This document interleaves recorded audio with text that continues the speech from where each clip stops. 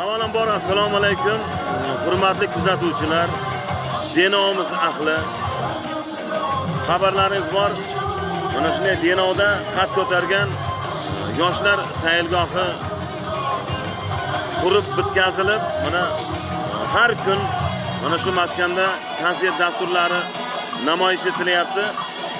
Bu konsert dasturlarida Denov tuman madaniyat bo'limi tomonidan chiroyli konsert dasturlar kunlik rejim asosida tashkil etilgan.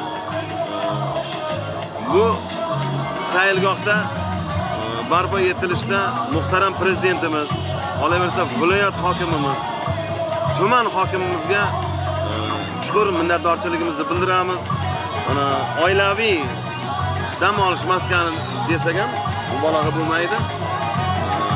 Bugunga mana shu konsert dasturimizda Hakimjon Pardayev o'z kuy qo'shiqlari bilan chiroyli mana konsert berdi. Mana ota-onalardan iltimos qilamiz. Shundaqa bir qiziquvchan kelajak avlodimizda mana shu kelayotgan yoshlar, qo'shiqqa qiziquvchan yoshlar mana sayilgohimizda bemalol kelib o'z kuy qo'shiqlarini ijro etishlari mumkin. Bunda shart-sharoitlar juda yuqori saviyada tashkillashtirib beriladi. Mana tuman madaniyat bo'limi tomonidan mana shu yosh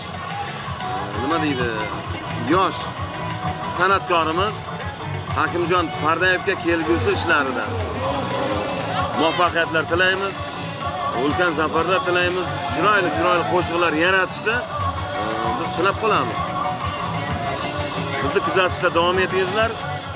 Mana mustaqilligimizning 34 yilligi munosabati bilan bizning Denov tumanimizda ham barcha joylarda, barcha bo'limlarda mana shu bayram shukuhi davom etmoqda. Xalq bundan juda ham mamnun. Mana shu xursandchiligimiz doim abadiy bo'lsin. Mana shu biz avvalambor rahbariyatimizga, prezidentimizga, viloyat hokimi, tuman hokimliklari, mutasaddi rahbarlarga biz rahmat deymiz. Chunki bizning xalqimiz bundan mamnun. Mana shu mustaqilligimiz abadiy bo'lsin.